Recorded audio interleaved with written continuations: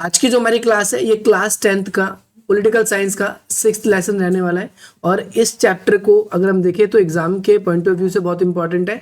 यहाँ पर इससे क्या क्या इंपॉर्टेंट क्वेश्चन बन सकते हैं आपके एग्जाम में, हम इसको भी डिस्कस करेंगे। और साथ ही साथ ये चैप्टर हम सपोर्टिंग मटेरियल से पूरा कवर करने वाले हैं। तो चलिए आज की अपनी इस क्लास को हम स्टार्ट करते हैं।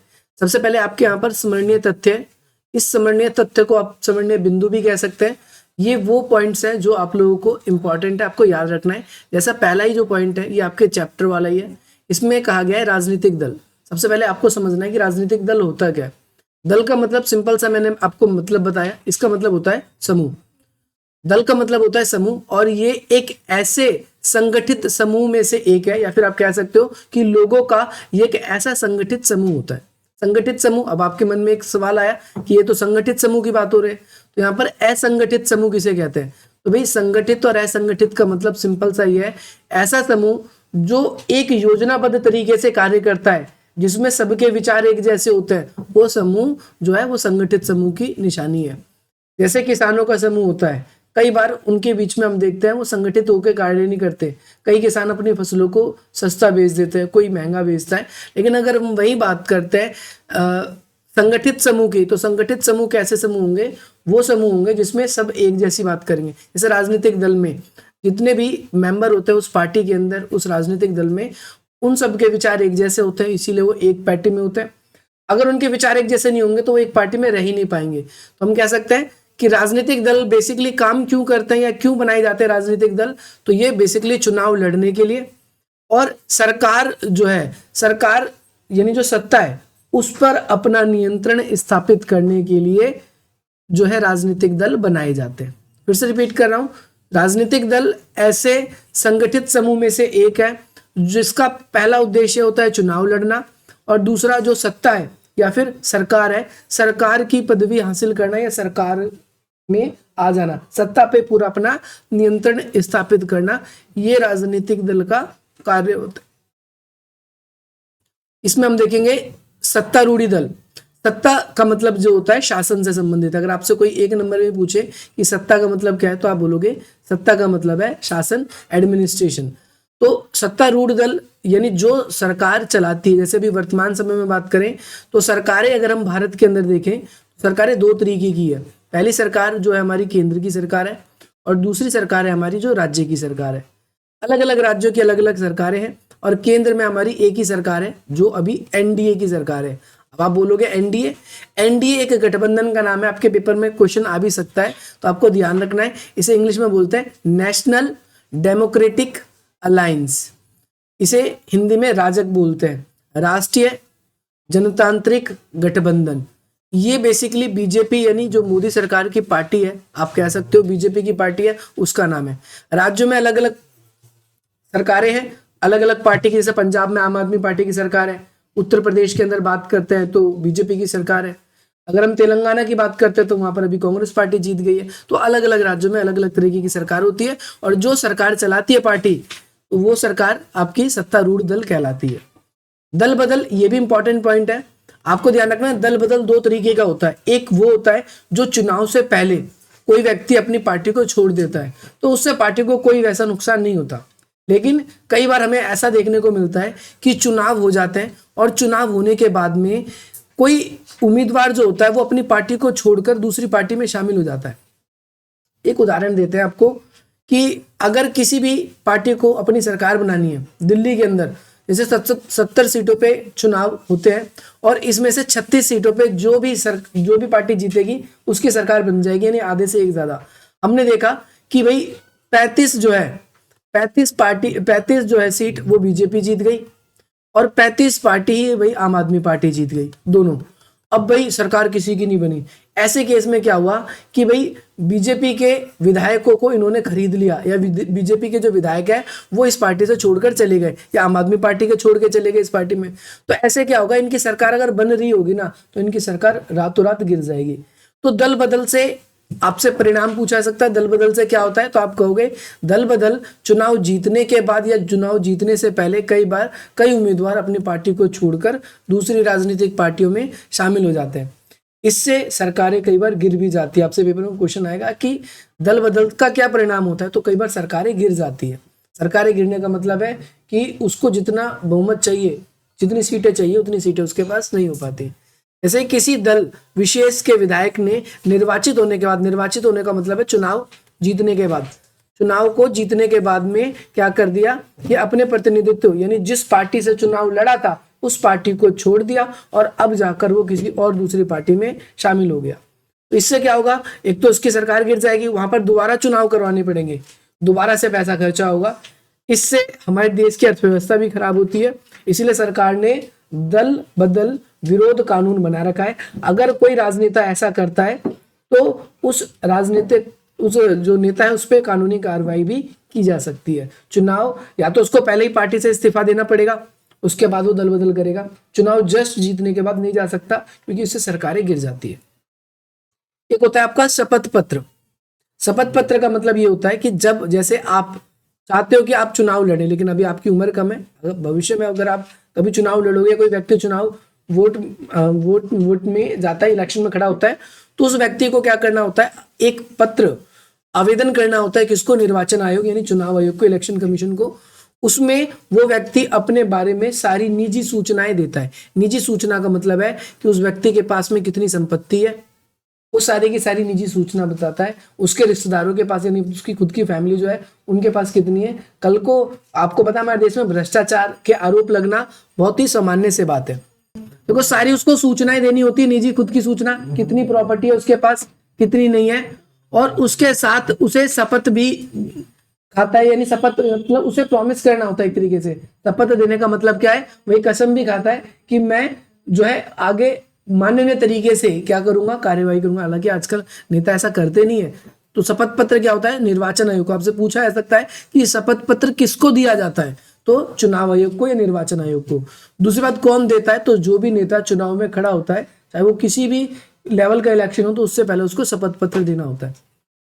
अब अगला है राजनीतिक पक्षपात। देखो नाम से ही क्लियर है, कई बारी क्या होता है कि कई राजनेता अपने जो भी उनको भरोसा होता है अपनी पार्टी से भरोसा नहीं होता, या फिर कई बार हम देखते हैं राजनीतिक पक्षपात का मतलब हम समझ सकते हैं कि जो चुनाव आयोग है, वोटिंग हो रहा है और वोटिंग होते होते उस चुनाव आयोग ने क्या कर दिया कि भाई जो एक्चुअल में जीत रहा है उसका सपोर्ट ना करके दूसरे व्यक्ति का सपोर्ट कर दिया। तो यहाँ पर राजनीतिक पक्षपात देखने को मिलेगा। तो राजनीतिक पार्टी में भी ऐसा देखने को मिल सकता है और चुनाव के दौरान भी ऐसा देखने को मिल सकता है कि भाई पार्टी समाज के किसी एक हिस्से से संबंधित होता है और इसीलिए उसका नजरिया समाज के उस हिस्से की तरफ झुकाव होना चाहिए। राजनीतिक पक्षपात, अच्छा आप ऐसे भी समझ सकते हो एक राजनीतिक पक्षपात का मतलब, यानी आप किसी एक कम्युनिटी को डायरेक्टली इग्नोर कर रहे हो। आपको ऐसा नहीं करना। देखो एक तो एग्जांपल दिया मैंने आपको कि निर्वाचन आयोग यानी चुनाव आयोग भी ऐसा करता है कई बार राजनीतिक पक्षपात, एक राजनीतिक पार्टी की ना सुनकर दूसरी राजनीतिक पार्टी पे प्रतिबंध लगाता है। एक अच्छा उदाहरण देता हूं मैं आज के समय में आपको। आजकल आप देख रहे हो कि जब भ्रष्टाचार के आरोप जो है आप देख रहे हो आम आदमी पार्टी के बहुत सारे नेताओं पे लग रहे हैं। केजरीवाल सुनने में आ रहा है वो जेल भी जाने वाला है, मनीष सिसोदिया ऑलरेडी जेल में। क्या आपको क्या लगता है कि दूसरी राजनीतिक पार्टी के लोग ही भ्रष्टाचारी हैं और किसी राजनीतिक पार्टी के नहीं है? इससे पहले भी आपने थोड़ी दिन पहले सुना होगा कि झारखंड के अंदर एक व्यक्ति था जिसके यहाँ पर 300 करोड़ से ज्यादा कैश मिला था उसके घर में, 300 करोड़ से ज्यादा। क्या बीजेपी पार्टी के जो नेता है उनके यहाँ पर नहीं मिलेगा? क्योंकि अभी उनकी सरकार है, तो वो अभी अपनी पार्टी के जो उम्मीदवार हैं उनके तरफ अगर कोई अगेंस्ट में कोई केस आएगा भी ना, तो उसकी वो केस की क्या नहीं करेंगे, इतनी सुनवाई नहीं करेंगे। तो इस प्रकार की व्यवस्था जो होती है वो राजनीतिक पक्षपात यानी किसी का पक्ष लिया जा रहा है, हम इस हिसाब से भी कह सकते हैं। एक दलीय प्रणाली क्या होती है? एक दलीय प्रणाली पहली बात तो आपसे ये पूछा जा सकता है किस देश में है, तो ध्यान रखना उन सभी देशों में जहां पर समाजवादी शासन व्यवस्था है, जैसे रूस, चीन, जहां पर एक ही राजनीतिक पार्टी का अधिकार होता है। समाजवादी भी लिखा सकता है आपके पेपर में या साम्यवादी। इंग्लिश में सोशलिस्ट पार्टी लिखा हुआ आएगा या कम्युनिस्ट पार्टी लिखा हुआ आएगा, आपको याद रखना है। ये उन देशों में होता है जहां पर एक ही पार्टी होती है और उस पार्टी को ही सरकार बनाने का अधिकार होता है, दूसरी कोई पार्टी नहीं होती, यानी वहां के लोगों को दूसरा कोई ऑप्शन नहीं होता। तो बोलो कि भैया वहां पर चुनाव क्यों होते हैं, आपके मन में सवाल आ सकता है। तो वहां पर चुनाव इसलिए होते हैं क्योंकि जैसे एक ही पार्टी है लेकिन एक ही पार्टी में 4 ऑप्शन रखे जाते हैं। जैसे एक क्लास के अंदर जब मॉनिटर चुना जाता है, चुना जाएगा एक ही मॉनिटर और क्लास के लोग ही चुने जाएंगे, लेकिन ऑप्शन दे देते हैं कि 4 नेताओं में से नेता अलग अलग पार्टी नहीं बना सकते, नेताओं की पार्टी सेम रहेगी, लेकिन ऑप्शन 4 हो जाएंगे आपके पास। ऐसे दल में ऐसा होता है। एग्जाम्पल के लिए चीन दिया गया है, मैंने आपको रूल्स भी बता दिए, याद रखना। गठबंधन या मोर्चा क्या होता है? गठबंधन का मतलब ये होता है जब किसी एक राजनीतिक पार्टी को चुनाव में बहुमत नहीं मिलता। बहुमत का मतलब क्या होता है? जितनी भी सीटों पे इलेक्शन हो रहा है उसके आधे से एक ज्यादा सीटें कोई एक राजनीतिक पार्टी जीतनी चाहिए। अगर कोई एक राजनीतिक पार्टी आधे से एक ज्यादा सीट नहीं जीत पाती तो इसका मतलब क्या है? किसी को बहुमत नहीं मिला। जैसे मैं उदाहरण दे रहा हूं फिर से, दिल्ली में 70 सीटों पे इलेक्शन हुआ और आपने देखा कि भाई आधा क्या होगा? 35 से एक ज्यादा होना चाहिए, प्लस होना चाहिए, यानी 36 सीटों पे जिस भी पार्टी को चुनाव में जीत हासिल हो गई, जिस भी पार्टी को 36 सीटों में क्या होगी? जीत हासिल हो गई, वो राजनीतिक पार्टी क्या करती है? अपनी सरकार बनाती है। सपोज दैट किसी को नहीं भी भाई बहुमत नहीं मिला, कोई भी राजनीतिक पार्टी नहीं जीत पाई, तो ऐसे में क्या होगा? सभी राजनीतिक पार्टी गठबंधन बनाएंगी, उसी को या तो गठबंधन या मोर्चा कहते हैं। तो ध्यान रखना है किसी बहुदलीय व्यवस्था, बहुदलीय व्यवस्था मतलब जहां पर बहुत सारी राजनीतिक पार्टी होती है। यहाँ पर मैं आपको एक डाउट और क्लियर कर देता हूँ, जहां पर आपको एक दलीय व्यवस्था है यानी वहां पर एक ही पार्टी होगी, और एक ही पार्टी होगी तो चुनाव होगा तो सरकार वही बनेगी। एक ही पार्टी है, दूसरा किसी को लोग चुन ही नहीं सकते, तो उसी पार्टी की सरकार बनेगी।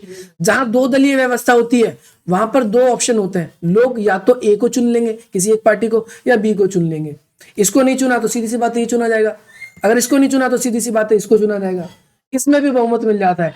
असली माजरा होता है जहां पर दो से अधिक दल होते हैं, बहुदलीय व्यवस्था जहां होती है। जैसे भारत में बहुदलीय व्यवस्था है, यहाँ पर कोई एक राजनीतिक पार्टी नहीं है, यहाँ पर एक से बहुत ज्यादा राजनीतिक पार्टी है। तो जब भी चुनाव होते हैं तो ऐसे में क्या होता है? कई सारी राजनीतिक पार्टी, जैसे हम देख रहे हैं दिल्ली में आम आदमी पार्टी है, बीजेपी है, कांग्रेस पार्टी है, बीएसपी है, ये बड़ी बड़ी पार्टी है। इसके अलावा हम लिख देते हैं अदर, बहुत सारी पार्टियां जो आपकी बच गई।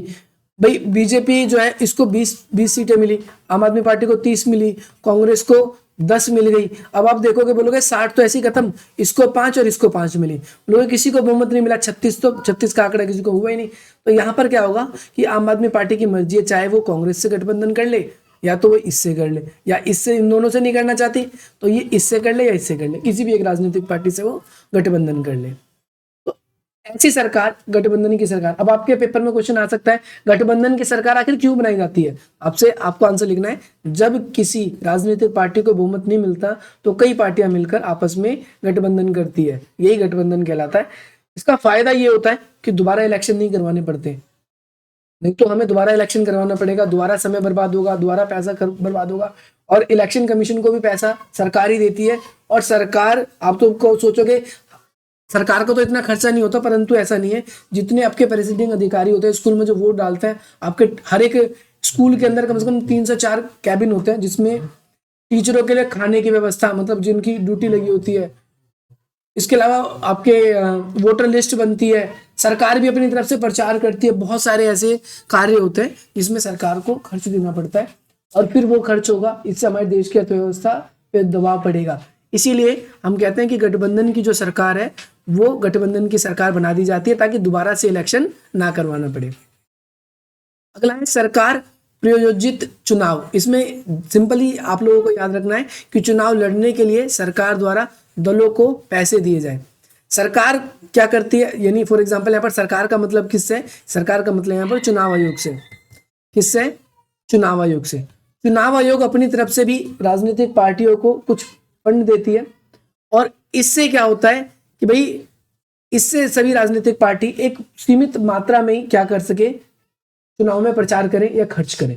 लेकिन आजकल ऐसा होता नहीं, आप सबको पता है एक हद से ज्यादा राजनीतिक पार्टियां चुनाव क्या करती है, चुनाव में खर्च करती है। अलग अलग तरीके हो सकते हैं प्रचार करने के, यहाँ पर प्रचार करने के तरीके बताए गए। अगला राजनीतिक दल के घटक। घटक का मतलब होता है कंपोनेंट्स।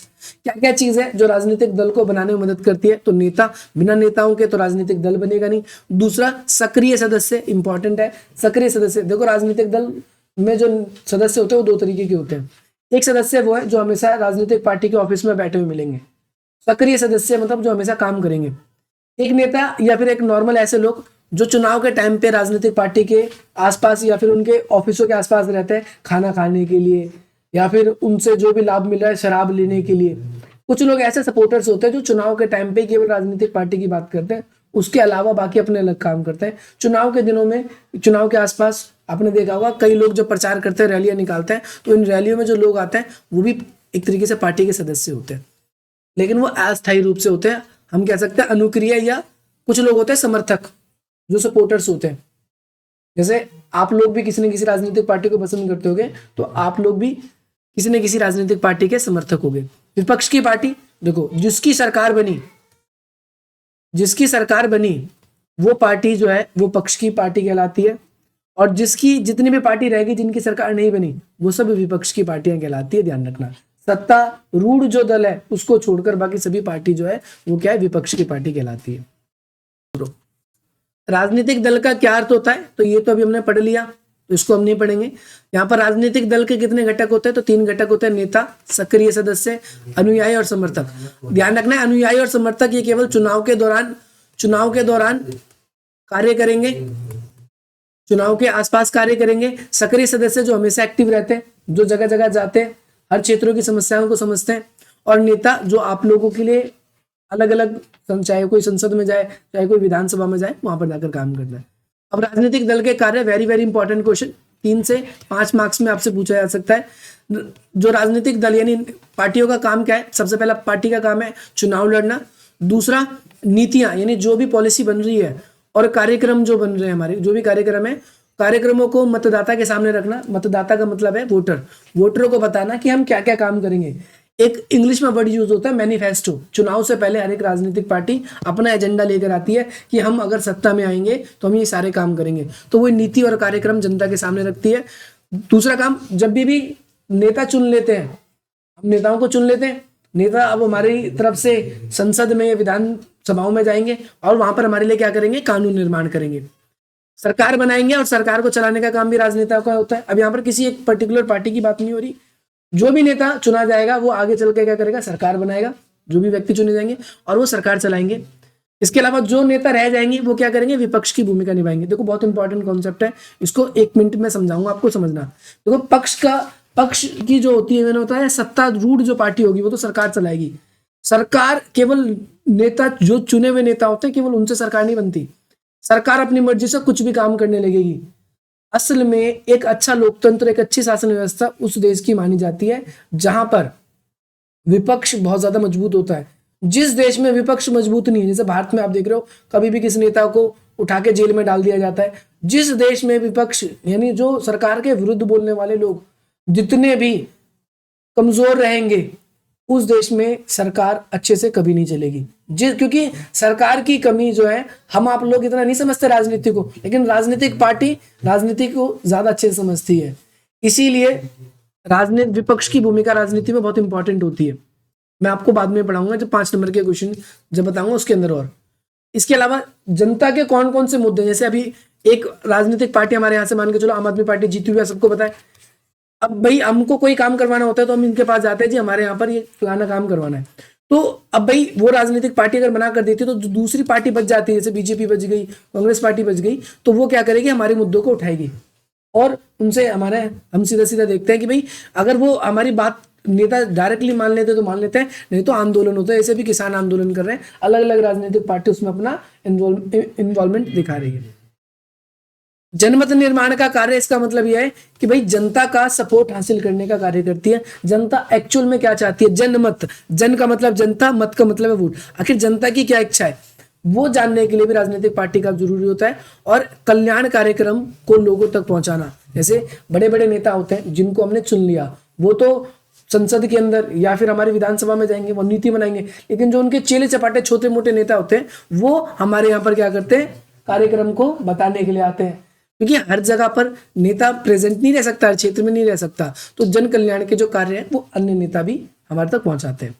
अगला, कितने राजनीतिक दल। अब आपके मन में सवाल आ रहा होगा, या राजनीतिक दल तो बहुत जरूरी है, विपक्ष भी जरूरी है, तो कितने राजनीतिक दल होने चाहिए। तो मैं बताऊं, हमारे देश में बहुदलीय व्यवस्था है, और बहुदलीय व्यवस्था का मतलब यह है कि कोई भी व्यक्ति कितनी भी राजनीतिक, मतलब हमारे देश में कितनी भी राजनीतिक पार्टी बन सकती है। अगर आप योग्यता रखते हो, आपकी इतनी आयु है, तो आप खुद की भी अपनी पार्टी बना सकते हो। लेकिन जहां पर केवल एक दलीय व्यवस्था है तो वहां पर केवल एक ही पार्टी होगी, सिंगल पार्टी, जैसे चीन में कम्युनिस्ट पार्टी है सिंगल पार्टी। जहां दो दलीय व्यवस्था है, दो दलीय व्यवस्था है, तो वहां पर क्या होगा, केवल दो ही पार्टी होगी।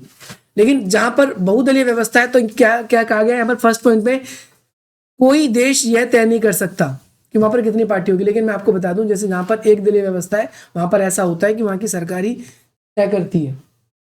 इस लाइन को हम कह सकते हैं कि भाई कोई देश ये तय नहीं करता, वहां की सरकारें तय कर सकती है।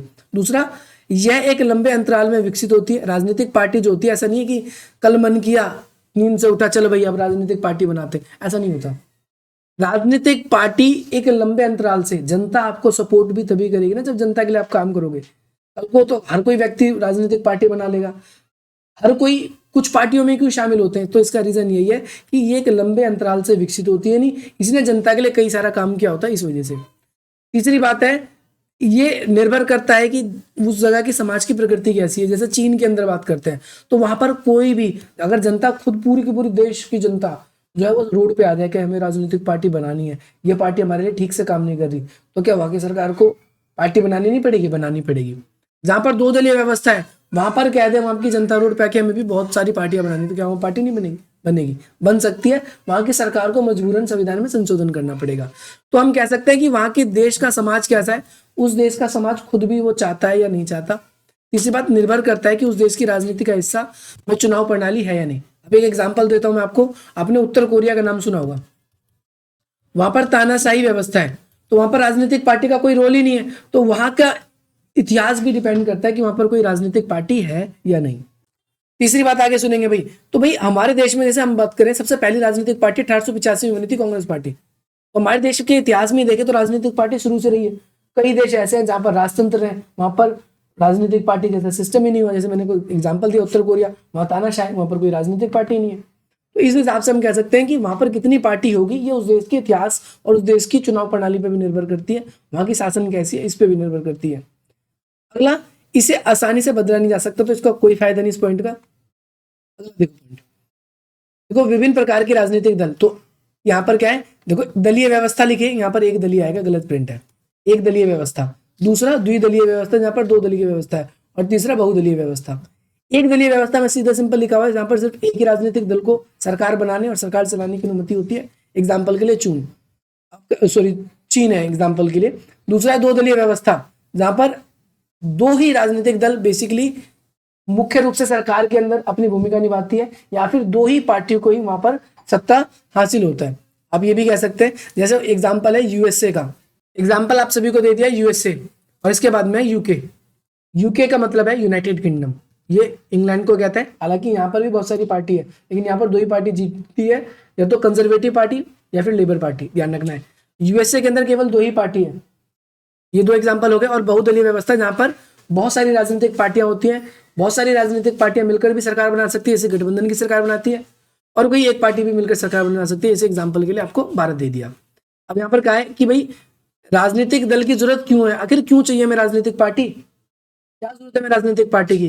तो जैसे फॉर एग्जांपल आप सभी को पता है, हमारे देश में अगर जिस भी देश में, हमारे देश में क्या, जिस भी देश में लोकतंत्र है, लोकतंत्र का मतलब है जनता अपनी सरकार को खुद चुनती है। जब वहां राजनीतिक पार्टी नहीं होगी तो जनता अपनी सरकार को कैसे चुनेगी।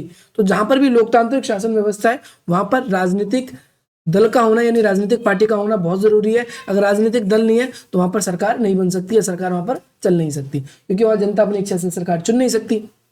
तीसरी अगली बात है कि अगर दल ना हो तो सारे उम्मीदवार स्वतंत्र या निर्दलीय होंगे, तब इनमें से कोई भी बड़ी नीतिगत बदलाव या चुनाव में वायदे। देखो आज के जमाने में राजनीतिक पार्टी क्यों होनी चाहिए, जैसे कभी चुनाव होता है तो उससे पहले मैंने अभी थोड़ी देर पहले बताया कि हर एक राजनीतिक पार्टी अपना चुनावी एजेंडा यानी मैनिफेस्टो आपके सामने लेकर आती है कि अगर हम चुनाव जीतेंगे तो हम आपके लिए क्या क्या करेंगे। लेकिन अगर कोई राजनीतिक दल नहीं होगा तो सब लोग स्वतंत्र चुनाव लड़ेंगे। सब लोग स्वतंत्र चुनाव लड़ने का मतलब है कि कोई भी व्यक्ति चुनाव लड़ सकता है। अब कल को फॉर एग्जाम्पल के लिए हमारे यहाँ पर बहुत सारे लोग ऐसे भी हैं जो अनपढ़ हैं, उन लोगों को पता कैसे चलेगा कि हम जिस सरकार को चुन रहे हैं या जिस व्यक्ति को चुन रहे हैं उसने हमें ये वादे भी किए थे। अभी हमें पता चल जाता है, हर एक राजनीतिक पार्टी से हर एक व्यक्ति की भी पहचान हो जाती है। हालांकि हमारे देश की जो सरकार है वो कैसे चुनी जाती है, राजनीतिक पार्टी व्यक्तियों को भी पहचान मिलती है, उससे सरकार को भी पहचान मिलती है। व्यक्तियों को पहचान ऐसे मिलती है कि एक व्यक्ति, जैसे मोदी का नाम सुनते ही आपको बीजेपी का नाम आ जाता है दिमाग में, एक उसको पहचान मिलेगी, उसकी पहचान से राजनीतिक पार्टी की पहचान। दूसरा, अगर आप अरविंद केजरीवाल जी का नाम सुनते हो तो उससे आपको डायरेक्टली आम आदमी पार्टी की बात समझ में आ जाती है। राहुल गांधी सुनते ही कांग्रेस पार्टी याद आ जाता है, मायावती सुनते ही हाथी वाली पार्टी जो बीएसपी, वो आपको याद आ जाता है। तो इससे क्या होता है कि कोई भी हमसे झूठे वादे नहीं कर पाएंगे, हमें पता होगा कि इस राजनीतिक पार्टी ने क्या वादे किए। अगली चीज, सरकार तो बन जाएगी परंतु अगला पॉइंट बताया गया उसकी उपयोगिता सिद्धगी होगी, यानी सरकार, हम राजनीतिक दल जब बनाएंगे तभी हमें सरकार बनाने में मदद मिलेगी और उसी से ही पता चलेगा। ऐसे एक एग्जांपल देते हैं, अभी एग्जांपल मैं आपको दे रहा हूँ। अभी हमारा जो पूरे केंद्र की सरकार है, मैंने बताया एनडीए का गवर्नमेंट जो गठबंधन है वो मिलके सरकार बनाया हुआ, एनडीए का गठबंधन मिलकर। अगर राजनीतिक पार्टी नहीं होगी तो पता कैसे चलेगा कौन कौन सत्ता में है और कौन सत्ता संभाल रहा है एक्चुअल में, हमें पहचान नहीं मिल पाएगी। अगली बात, चुने हुए प्रतिनिधि सिर्फ अपने निर्वाचन क्षेत्र में काम के लिए जवाबदेह होंगे, यानी जो लोग चुने जाएंगे वो केवल अपने क्षेत्र में ही काम करेंगे, फिर तो पूरे देश के लिए कोई काम नहीं करेगा। जैसे एक एग्जांपल दे रहा हूँ, अगर राजनीतिक पार्टी नहीं होगी तो हमारे क्षेत्र से कौन जीता, हमारे क्षेत्र से जीत गया, मान के चलो भाई आम आदमी पार्टी जीती थी, आपको पता ही है, इसी का एग्जाम्पल ले लेते हैं। तो हमारे क्षेत्र से आम आदमी पार्टी जीती, अगर उसका उम्मीदवार उपकार जीतता हमारे क्षेत्र से, सिर्फ प्रतिनिधि ही जीतता, तो दूसरे क्षेत्र के लिए वो काम ही नहीं करेगा, कहेगा मेरा वहां से चुना ही नहीं गया। लेकिन आज जब किसी की सरकार बनती है, चाहे वहां पर बीजेपी का कैंडिडेट जीता हो, चाहे आम आदमी पार्टी का, चाहे बीएसपी का, किसी का भी जीता हो, जब सरकार कोई नीति बनाएगी तो उस पूरे क्षेत्र में जब नीति का लोकार्पण होगा, जब नीति लागू की जाएगी तो सबके लिए एक बराबर की जाएगी। अगर राजनीतिक पार्टी नहीं होगी तो देश नहीं चल पाएगा। अगला क्वेश्चन ये भी इंपॉर्टेंट है, ये भी पेपर में आ सकता है। एक है राष्ट्रीय राजनीतिक दल। राष्ट्रीय राजनीतिक दल यानी देश की बड़ी पार्टी, देश की बड़ी पार्टियां जो होती हैं उसे बोलते हैं हम राष्ट्रीय राजनीतिक दल। जैसे बीजेपी पार्टी हो गई, कांग्रेस पार्टी हो गई, बीएसपी पार्टी होगी, आम आदमी पार्टी होगी, देश की बड़ी पार्टी है, यानी एक जगह से ज्यादा राज्यों में इनकी सरकारें हैं। और ऐसी राजनीतिक पार्टी होती है जो केवल एक राज्य तक सीमित होती है, जो एक राज्य में ही है या फिर किसी एक क्षेत्र में, उसे क्षेत्रीय राजनीतिक दल कह देते हैं। जैसे आपने डीएमके का नाम सुना होगा, हालांकि ये बड़ी पार्टी बन चुकी है। आप इसके अलावा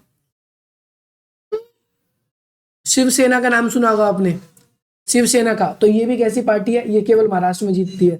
आपने, हालांकि ये भी बड़ी पार्टी बन चुकी है क्योंकि चुनाव में इसको भी वोटिंग परसेंटेज इसका भी अच्छा रहता है जब लोकसभा के इलेक्शन होता है। टीएमसी है, तृणमूल कांग्रेस, पश्चिम बंगाल की पार्टी है। ऐसी बिहार की है आपकी आरजेडी जेडीयू, ये तो खैर इसमें आने लगी है। अब जितनी पार्टी का मैं नाम ले रहा हूँ अभी बड़ी पार्टी बन चुकी है। आपकी जो बुक में जो डाटा जितना भी दिया हुआ है ये 2019 का डाटा नहीं है, ये आपका 2011 का ही डाटा है आपकी बुक के अंदर। तो आपकी बुक में पुराना डाटा है, तो ये क्षेत्रीय पार्टी है। क्षेत्रीय पार्टी बेसिकली वो पार्टी होती है जहां पर एक क्षेत्र पर या किसी एक राज्य पे या दो राज्यों पे इसका डोमिनेशन होता है। लेकिन राष्ट्रीय पार्टी कौन सी होगी, देश की सभी इकाइयों में उनकी ब्रांचेस होती है। हम ये कह सकते हैं देश के जितने भी राज्य हैं, जैसे देश में आज वर्तमान समय में 28 राज्य हैं और आपको पता है 8 केंद्र शासित प्रदेश है, तो सभी जगहों पर इनकी ब्रांचेस होगी इन पार्टियों की। लोकसभा में कुल पड़े वोटों का 4 राज्यों के विधानसभा में कुल वोटों से कम 6%, यानी देश में जितने भी वोट पड़े हैं उसका 6% वोट इनको मिलना चाहिए। इंपॉर्टेंट है, ये आपकी पहचान, जैसे एमसीक्यू में दे देगा राष्ट्रीय राजनीतिक पार्टी की क्या पहचान है, तो ये वाली लाइन आपको बहुत इंपॉर्टेंट है, इसको लिख लो, पेपर में अब बन सकता है एज ए क्वेश्चन। इसके बाद लोकसभा में कम से कम 4 सीटों पर ये चुनाव में इसने जीता। तो लोकसभा का जब चुनाव होगा, लोकसभा का आपको पता है 543 सीटों पे इलेक्शन होता है, जिसमें से 4 सीटें जीतना कंपलसरी है। जो क्षेत्रीय दल होंगे उसका क्या है, क्षेत्र, ये इसका जस्ट अपोजिट है। तो क्षेत्रीय दल की होती है एक राज्य तक सीमित होती है, तो सेम वही बात है, इसमें लोकसभा का चुनाव की बात हो रही है, इसमें राज्य के विधानसभा की बात हो रही है, और कुल वोटों का 6% मिलना चाहिए, या फिर 6% वाला याद रखना है, या फिर उससे मत अधिक हासिल हो, यानी अधिक मत हासिल हो, जो सरकार बनी है उसके बाद सेकंड नंबर पे या थर्ड नंबर पे, फोर्थ नंबर पे रही हो। इसके बाद में राज्य के जब भी चुनाव होंगे विधानसभा के, तो उसमें 2 सीटों पे कम से कम ये जीत हुई हो, तो वो भी वहां की क्षेत्रीय राजनीतिक दल बन सकती है। जैसे लोकसभा में 543 सीटों पे इलेक्शन होते हैं, कंफर्म है, तो कम से कम 4 सीटों पे कोई जीतेगी तो वो राष्ट्रीय पार्टी बन जाएगी। लेकिन यहाँ पर बताया गया है क्षेत्रीय दल की, तो क्षेत्रीय दल में कुछ फिक्स क्यों नहीं लिखा है। 543 वाला डाटा आपने बताया कि हर राज्य में अलग अलग है। उत्तर प्रदेश में ज्यादा सीटें हैं विधानसभा की, वहीं गोवा की बात करते हैं कम है, अरुणाचल प्रदेश की बात करते हैं कम, क्योंकि वहाँ पॉपुलेशन भी कम है।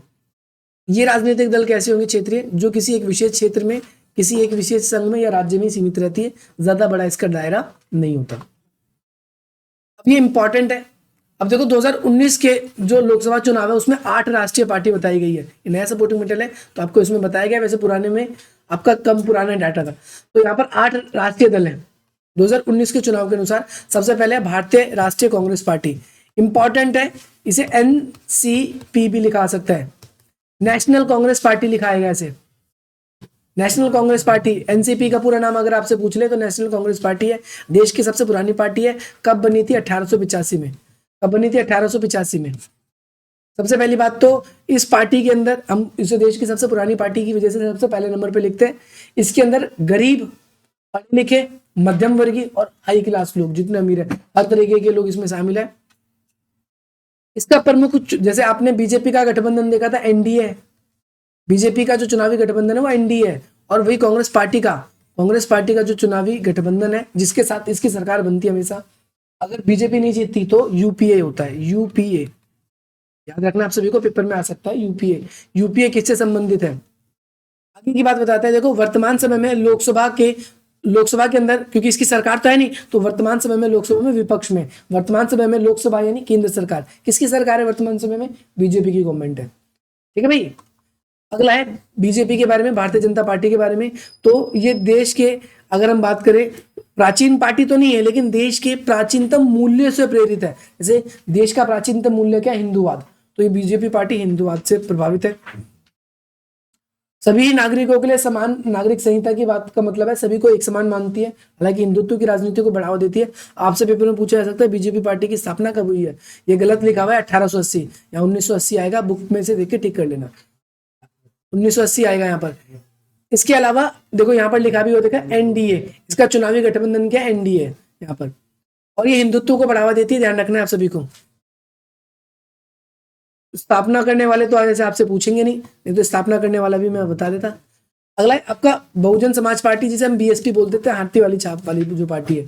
ये बेसिकली एक तो बहुजन लोग वो होते हैं जो कम संख्या में होते हैं, ठीक है, यानी ये ओबीसी, एससी और एसटी, उनकी राजनीति ज्यादा करती है ये। इसके अलावा इस पार्टी में मुख्य नेता कौन रहे थे? तो आप ध्यान रखना है, महात्मा जो आपके ज्योतिबा फुल्ले हैं, उनके विचारों से प्रेरित है। पेरियार का नाम सुना होगा आपने, तमिलनाडु के थे, द्रविड़ आंदोलन से संबंधित है पेरियार, याद रखना ये भी द्रविड़ आंदोलन से संबंधित है, दक्षिण में द्रविड़ आंदोलन से। ईवी रामास्वामी नायकर पूरा नाम है इनका, ईवी रामास्वामी नायकर, पेरियार शॉर्ट में बोलते हैं। किस राज्य से संबंध रखते हैं? तो तमिलनाडु। और इन्हीं के विचारों से वहां पर डीएमके नाम की पार्टी बनी है, जो डीएमके पार्टी है, द्रविड़ मुनेत्र कशगम, ये कड़गम भी लिखाता है कई बार, तो ये भी याद रखना आप लोगों को। और अंबेडकर जी के भी विचारों से थोड़ा सा प्रेरित है। दलितों की राजनीति करती है। स्थापना कब हुई है आप सभी को ध्यान रखना है, 1984 में, काशीराम नाम है, उन्होंने इसकी स्थापना में मुख्य भूमिका निभाई है। अगला है आप सभी का भारतीय कम्युनिस्ट पार्टी, तो मार्क्सवादी लेनिनवादी पार्टी है। मार्क्सवादी इसके विचारक प्रमुख माने जाते हैं, उन्हीं के विचारों से इसकी स्थापना हुई है। और इसका नाम लिखा क्यों नहीं स्थापना में आपको बता दूं, इसकी स्थापना लगभग 1925 के करीब में हुई थी, मैं आपको ऐसे ही बता दूं। 1925 में देश में जितने गरीब लोग हैं, मजदूर वर्ग है, किसान वर्ग है, उनको उनके सपोर्ट करने में मुख्य रूप से भूमिका निभाती है। ये वाला पॉइंट याद रखना आप सभी को। नेक्स्ट है भारतीय कम्युनिस्ट पार्टी। देखो इस जो कम्युनिस्ट पार्टी है ये दो भागों में बट गई है। देखो यहाँ पर भी कम्युनिस्ट पार्टी है। ये पार्टी पता है चीन की पार्टी से थोड़ा बहुत मेल जोल रखती थी, इसीलिए जब 1962 में चीन से हमारा युद्ध हुआ था ना, तो उसमें हम हार गए थे, और इस पार्टी ने चीन की बहुत सपोर्ट करी थी, इसीलिए इस पार्टी को भारत में बैन कर दिया, और इसीलिए इसके बारे में कुछ बताया नहीं है। फिर भी कुछ लोग ऐसे थे, तुमको पता है, क्योंकि उसकी पहचान थी लोगों के बीच में, तो इस पार्टी को लोगों ने बंद नहीं किया, इसका नाम थोड़ा सा बदल दिया, एम रख दिया, मार्क्सवादी, एम का मतलब। और इस पार्टी की स्थापना 1925 में मानी जाती है। ठीक है, तो ये वाली पार्टी और ये वाली पार्टी अगर तुम पढ़ोगे तो तुमको सेम लगेगा थोड़ा थोड़ा। तीसरा है आपका, देखो अखिल भारतीय तृणमूल कांग्रेस, टीएमसी के बारे में बात कर रहा था मैं आप सभी के सामने। 1988 में स्थापित हुई है, पश्चिम बंगाल की पार्टी है। 2016 में इसे राष्ट्रीय दल की मान्यता प्राप्त हुई है। धर्मनिरपेक्ष तो कहलाया नहीं, ये वहां पर मुस्लिमों को ही सपोर्ट करती है, केवल हिंदुओं का बिल्कुल सपोर्ट नहीं करती, ध्यान रखना। 2011 से बांग्ला लिखा हुआ है, जो पश्चिम बंगाल में शासन चल रहा है। अरुणाचल प्रदेश और त्रिपुरा में भी इसको काफी वोट मिलते हैं, क्योंकि वहां पर भी मुस्लिमों की संख्या धीरे धीरे बढ़ती जा रही है। अगला है राष्ट्रव्यापी कांग्रेस पार्टी, इसकी स्थापना 1999 में हुई, और ये कांग्रेस पार्टी के विभाजन के बाद बनी, यानी कांग्रेस की पार्टी के विभाजन क्यों हुआ मैं आपको बता देता हूँ। 1999 के बाद से भारत की जो राजनीति है उस राजनीति में भी लगातार हम देख रहे हैं, पहले नेहरू था, नेहरू के बाद में उसकी बेटी इंदिरा गांधी, उसके बाद उसका बेटा राजीव गांधी, उसके बाद सोनिया गांधी को तो बनाया ही नहीं गया क्योंकि वो विदेशन थी, इटली की बार डांसर थी, तो उसको बनाया ही नहीं गया प्रधानमंत्री ना और कुछ। तो इसके बाद में राहुल गांधी, तो परिवारवाद की राजनीति जैसी चलती रही है उसके अंदर, इसीलिए बहुत सारे लोग गुस्सा हो गए और उस पार्टी को छोड़ दिया। और इस पार्टी के टूट के बाद में हम देखते हैं कि ये राजनीतिक पार्टी बनी थी। एक आखिरी पार्टी बची आपकी नेशनल पीपल्स पार्टी, इसकी स्थापना जो है 2012 में हुई है और ये 7 जून 2019 को राष्ट्रीय राजनीतिक दल में मान्यता प्राप्त हुई है। ये याद रखना, जो करंट में राजनीतिक पार्टी है नेशनल पीपल्स पार्टी, ये कहाँ की है? मुख्य रूप से मेघालय की पार्टी है या उत्तर पूर्व की पार्टी है, आपको याद रखना है। अब यहाँ पर अलग अलग राज्य और उसकी प्रमुख पार्टियों के नाम है, इसमें से कौन कौन से इंपॉर्टेंट है? तो जम्मू एंड कश्मीर के आप नाम याद रखना, इसका नाम याद रखना, इसमें कौन सा नाम? नेशनल कॉन्फ्रेंस याद रखना है, इंपॉर्टेंट है। इसके बाद में पंजाब का अकाली दल, शिरोमणि अकाली दल, ये इंपॉर्टेंट है, ये याद रखना। इसके बाद महाराष्ट्र का शिवसेना, आप ये याद रखना। इसके बाद में केरल का याद रखना है आप सभी को, इंडियन फेडरल डेमोक्रेटिक पार्टी की याद रखना है। आंध्र प्रदेश का तेलुगु देशम, ये याद रखना है आप सभी को। पश्चिम बंगाल का याद रखना है तृणमूल कांग्रेस, ये इंपॉर्टेंट है। मणिपुर का मणिपुर पीपुल्स पार्टी, ये इंपॉर्टेंट है। और बिहार के इंपॉर्टेंट है, दोनों के दोनों नाम आरजेडीयू और जेडीयू, दोनों आरजेडी और जेडीयू। एक लालू यादव की पार्टी है और दूसरा एक नीतीश कुमार, दोनों के जो है। उत्तर प्रदेश में एक राष्ट्रीय लोकदल और समाजवादी पार्टी, ये भी इंपॉर्टेंट है, ये भी इंपॉर्टेंट है क्योंकि सत्ता में रही। और दिल्ली में आम आदमी पार्टी, क्योंकि दिल्ली के तो आप खुद हो, आपको पता ही है, ये इंपॉर्टेंट है। अच्छा, इसमें एक बात और ध्यान रखना है, 1980 में जो बीजेपी पार्टी की स्थापना हुई थी उसकी नींव श्यामा प्रसाद मुखर्जी ने रखी थी। श्यामा प्रसाद मुखर्जी जो है, उन्होंने किस नाम से पार्टी बनाई थी स्टार्टिंग में मैं बता दूं, तो ये याद रखना है 1980 में जो जनता पार्टी है इसकी नींव मैंने बताया श्यामा प्रसाद मुखर्जी ने, उस समय उस पार्टी का नाम था जनसंघ, याद रखना ही जनसंघ। आपसे पेपर में पूछा है सर जनसंघ को बदलकर किस पार्टी को बनाया गया, तो बीजेपी पार्टी जनसंघ से ही बनी है, याद रखना है। इसके बाद में पहला आम चुनाव जो है वो कब हुआ था? पूरी तरीके से फरवरी 1952 में हुआ है कंप्लीट। शुरू कब हो गया था? 1951 से ही शुरू हो गया था, लेकिन कंप्लीट कब हुआ है? फरवरी 1952, इसीलिए 1952 तक लिखा गया है। पहले भारत के जो प्रधानमंत्री कौन बने थे? पंडित जवाहरलाल नेहरू जी बने थे, ध्यान रखना आप सभी को। और कांग्रेस पार्टी के जो पहले अध्यक्ष कौन थे ना? आपके व्योमेश चंद्र बनर्जी थे, व्योमेश यानी वीसी बनर्जी बोलते हैं, हमको याद रखना है, वीसी बनर्जी भी लिखा जाए तो भी नाम। काशीराम जो है मैंने आपको बताया था थोड़ी देर पहले, ये बीएसपी पार्टी के संस्थापक है, बहुजन समाज पार्टी के। और 1985 में भाई संसद में दल बदल कानून पारित किया गया, बताया था मैंने दल बदल कानून क्या होता है, आपसे पेपर में पूछा जा सकता है कब पारित किया गया था, क्यों पारित किया गया था, कोई आपसे ये भी पूछेगा तो भी आप इसका उत्तर दे दोगे, ठीक है भाई। और उस समय प्रधानमंत्री कौन था? तो राजीव गांधी प्रधानमंत्री था 1985 में। इंदिरा गांधी की हत्या कर दी गई थी, उसके बाद राजीव गांधी बने थे और 1989 में इनकी सरकार भी खत्म हो गई थी। अगला राजनीतिक दलों के समक्ष चुनौती कौन कौन सी? चुनौती का मतलब है कौन कौन सी प्रॉब्लम है। बहुत सारी प्रॉब्लम्स है भाई तेरे को राजनीतिक पार्टी के सामने। सबसे पहली बात तो आपराधिक तत्वों की घुसपैठ, बहुत सारे राजनेता ऐसे हैं जो आपराधिक मामलों में संलग्न है और वो राजनीति में घुस चुके हैं।